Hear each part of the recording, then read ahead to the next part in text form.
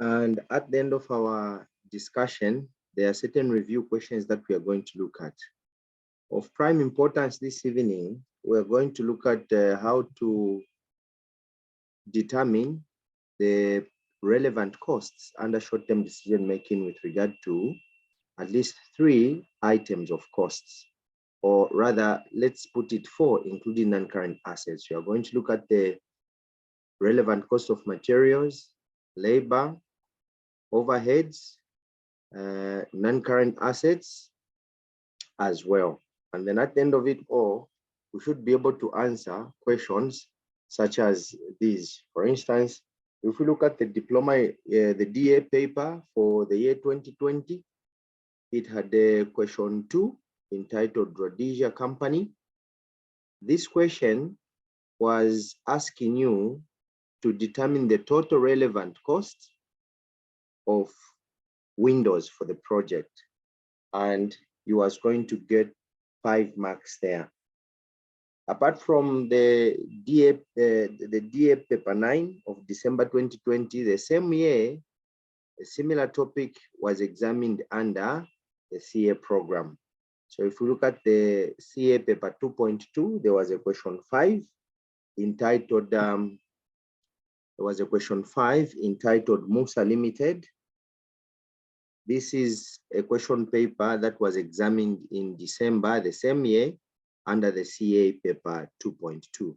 So you can see that whatever we are going to cover, it is suitable for those undertaking both the CA paper 2.2 as well as the DA paper 9, management accounting. So these are the 2 review questions we are going to look at the end of our discussion. And as I've always said, this is a recorded session that we are going to have tonight. So let's get to the basics, as I've shared the materials. And also please note that the materials I've shared are based on my self-written resource. So that article is from what I've personally developed, and that's what we are going to review. So if we get straight into the detail, I would like to talk about, of course, first and foremost, the learning objectives. Yes, the learning objectives is helping you to be able to answer an exam question that will require of you to determine how or what really will be the relevant cost of materials, labor, overheads, non-current assets, as well as any other item that can be thrown into a question. Of course, the further application comes in when it comes to determining the minimum price of a maybe special job or one-off contract that has been given to you, or determining the minimum price and therefore assessing or advising if at all you're going to accept this offer or reject. The difference with learning outcome number 3 and number 4 is that under learning outcome number 3, this is a scenario where the question just says, determine the relevant cost.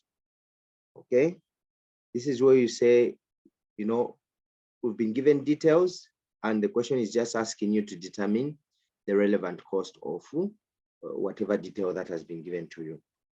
Learning outcome number 4 has to do with a scenario where a customer has offered you money in exchange for you to do a particular job or work for them, such that when you assess the minimum price, of course, this will be a composition of all relevant costs. Then you compare against what the customer has offered. If what the customer has offered is more than the minimum price or relevant cost of doing that special work for them, definitely, in conclusion, you are going to say, we should accept this offer. So if we go back to our past exam question review papers, for example, if we focus on Musa Limited under the CA December 2020 question, it was saying that advise whether on financial grounds the contract should be undertaken. This is an accept or reject scenario, applying the same principle of relevant costing. Because after that, the requirement goes on to say, your calculations must be supported by clear statements of the reasons why a particular figure is included or excluded, and of any assumptions that you make. And the moment the examiner requires of you to state any assumptions, it becomes so much easier for you. Okay. And then when or how does a scenario involving learning outcome number 3 occur? How does it even look like? Well, this is a typical example of the Rhodesia question that I earlier talked about. Here, the question wanted you, or rather the examiner just wants you to calculate the relevant cost of the project's window requirements. Here, we don't have a scenario where a customer has put an offer before you. Okay, it's just a statement looking at the details relating to this type of, a contract or special job that has come up here. So we have both type of questions that are going to help us cover the both scenarios or both instances of these, learning outcomes. And again, for those joining, remember, this is a recorded lecture, and then it will be definitely shared to you at the end of it all. So let's go to our resources, which I've already shared with you. We are going to look at the first 4 learning outcomes tonight. We'll be able to understand what and how to identify relevant costs of materials, labor, overheads, and non-current assets. We'll also be able to understand what are and how to identify costs which are not relevant. Then apply these 2 principles when determining the minimum price of a work or job. That will also help us to apply the principle in learning outcome or objective number 4 as to whether we are going to accept or reject a contract's offer. And we've got 2 questions that I've carefully selected that will help us to deal with this scenario. And we've got the CA paper 2.2, December 2020, question 5, entitled Musa. We also have the DA9, December 2020, question 2, called Rhodesia. So let's get down into the business and talk about what really it is that we are going to cover. This is the Business Clinic, and you're welcome. So straightforward knowledge, you need to understand exactly what relevant costs are. Simply means costs that will, and if you see the word will, I have put it in bold to show that this cost should be future. And at times the examiner has got a tendency of just examining your ability to differentiate a statement as relating to future or in the past. For instance, the question can say, the materials were bought for 10,000 kwacha. You see where is past. It's different from if the statement was put down like, the materials needed will need to be bought for 10,000 kwacha. That is future and it's relevant.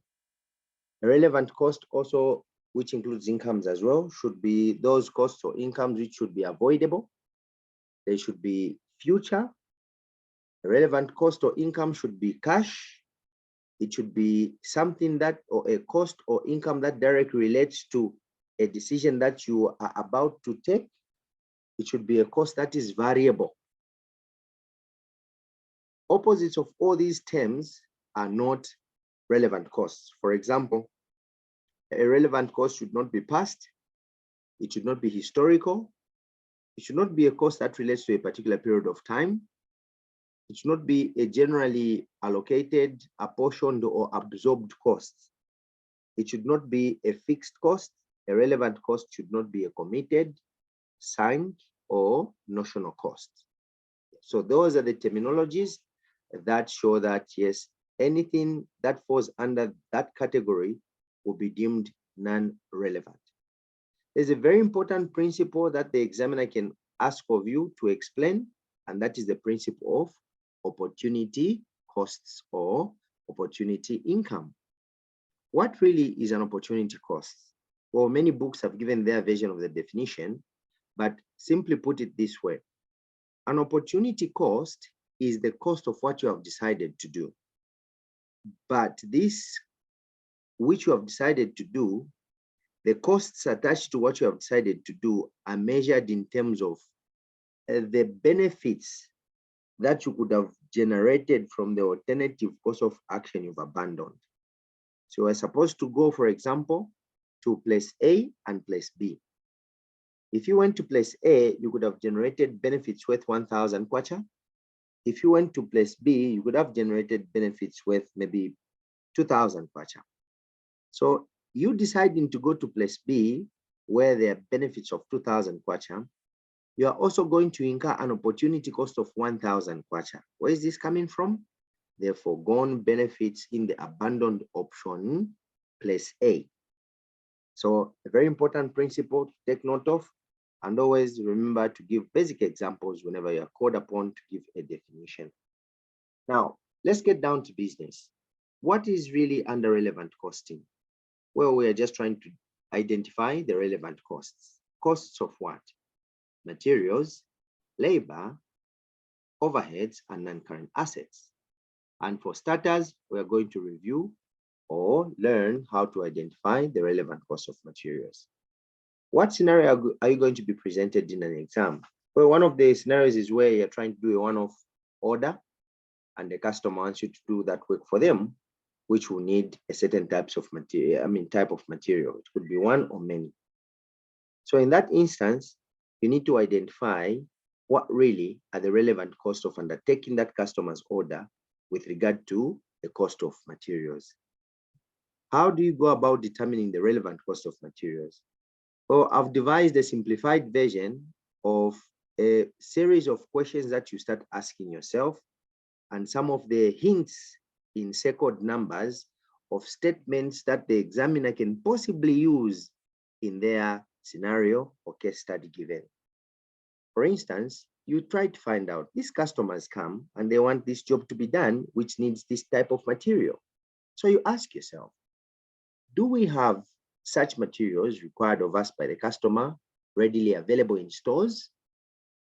Well, if the answer is no, and when could the answer be no? Look at the second numbered hint, number 1, where the question says, are not in stores. If those materials you need are not in stores, then what do?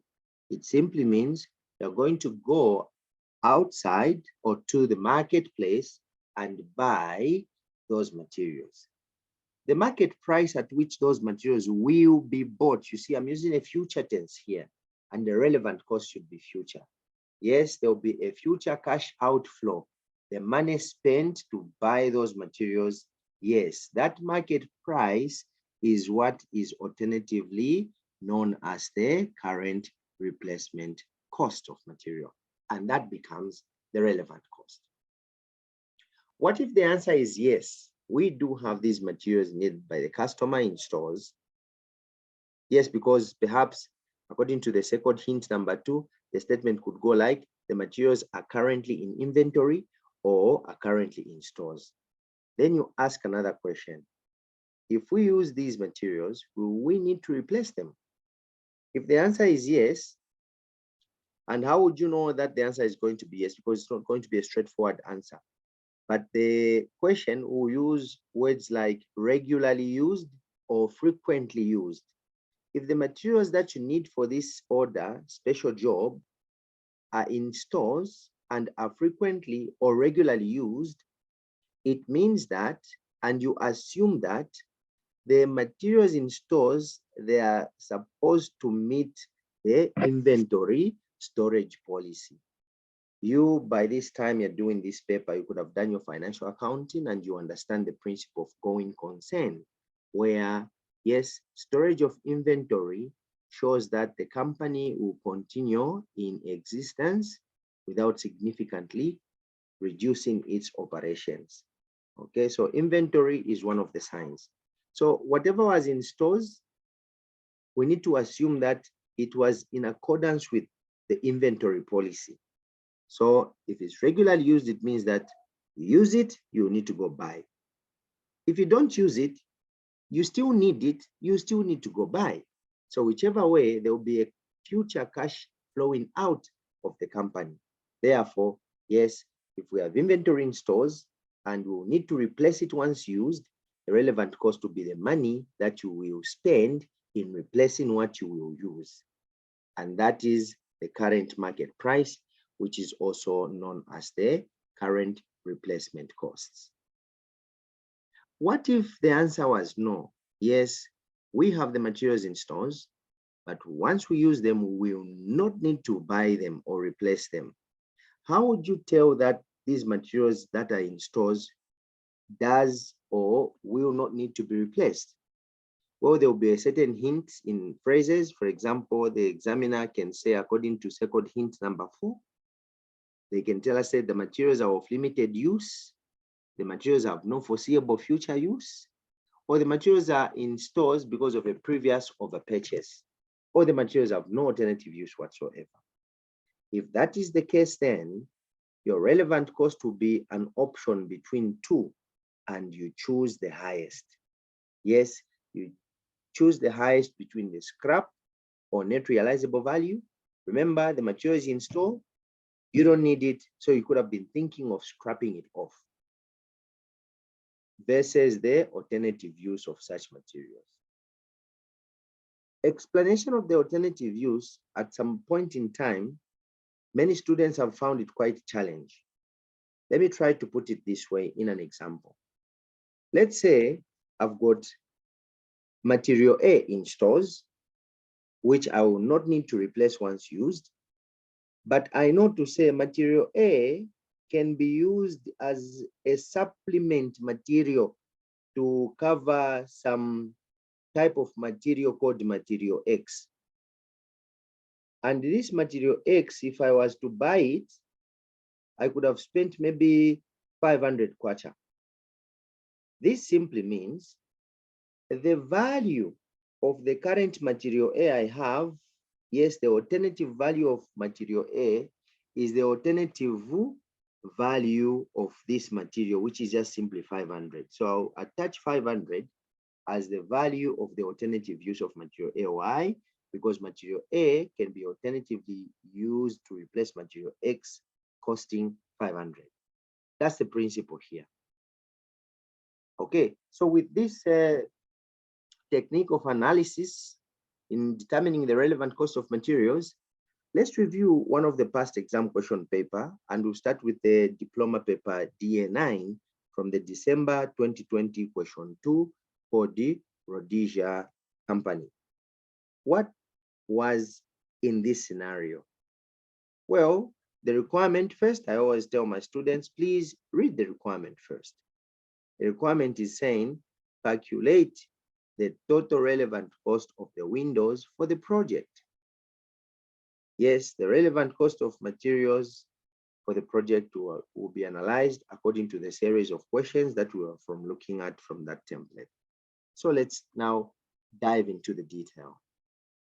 RRC, that's what will be used for Rhodesia Co from now on, currently having 3 projects in progress, is considering undertaking a one-off building project. So what is that statement telling us? Yes, there is something that we are doing currently, and there's also this one-off project that has come up, and more detail has been shared about this one-off project. Yes, question goes on to say, the project will use 2 different types of windows, the standard and decorative. Standard windows currently cost 40 each. So you've come across a figure. Yes, what is a relevant cost?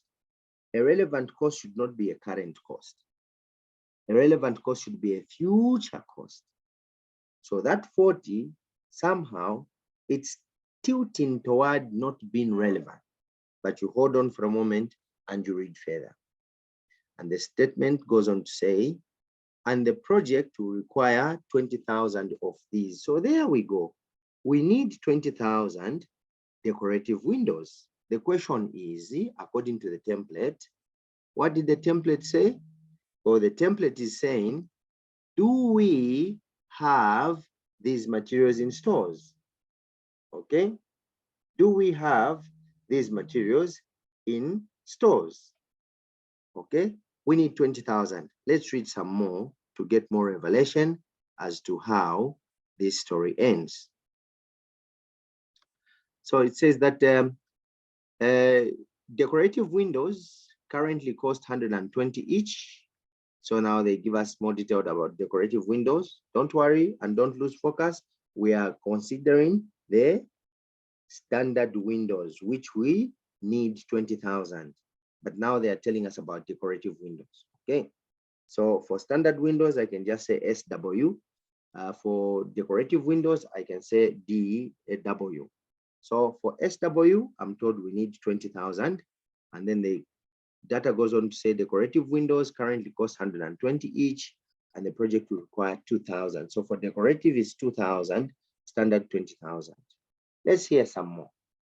RC has 7,000 standard windows. So of the 20,000, the question is, do we have all of them? The answer is no, we don't have 14,000 standard windows. And yes, we do have 7,000 standard windows. So for the no 14,000 that we need, we know according to the template, yes, the relevant cost of what we don't have is the price at which we will go and buy these materials for. And according to the templates that we have, yes, what is the market price of these windows? Let's read further, okay?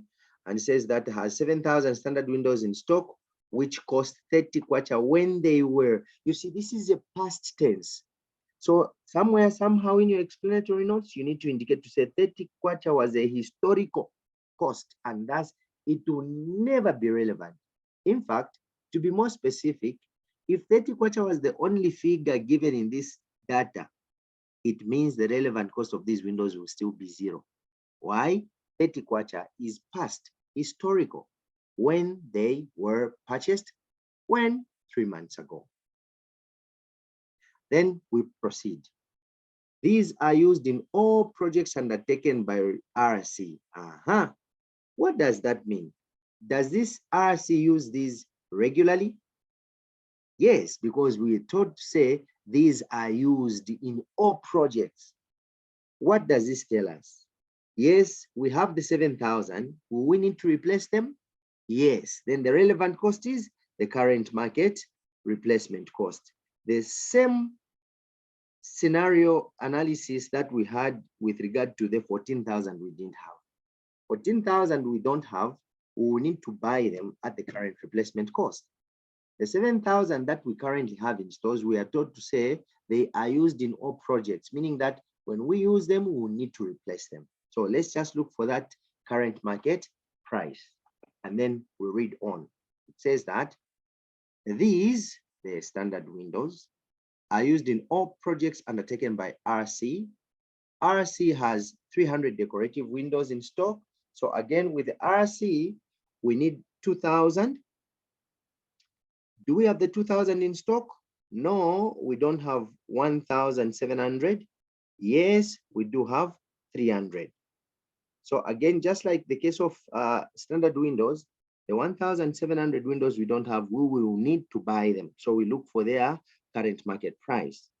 But for the 300 in stores, we just want to find out if at all they will need to be replaced.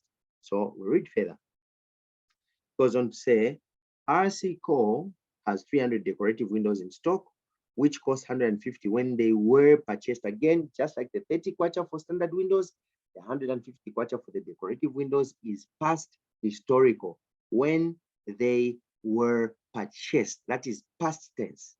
The relevant cost should be future. We move on. The decorative windows are currently not in use and are not expected to be used on future projects. So will we need to replace the 300? The answer is no. So for the decorative windows, we have to find out the higher between the scrap value and the alternative use. And the question will definitely give us all the data we need. So keep calm. The data you need to answer any question in any exam, unless otherwise it's a research, the information will be hidden somewhere in between the wordings. Let's proceed further.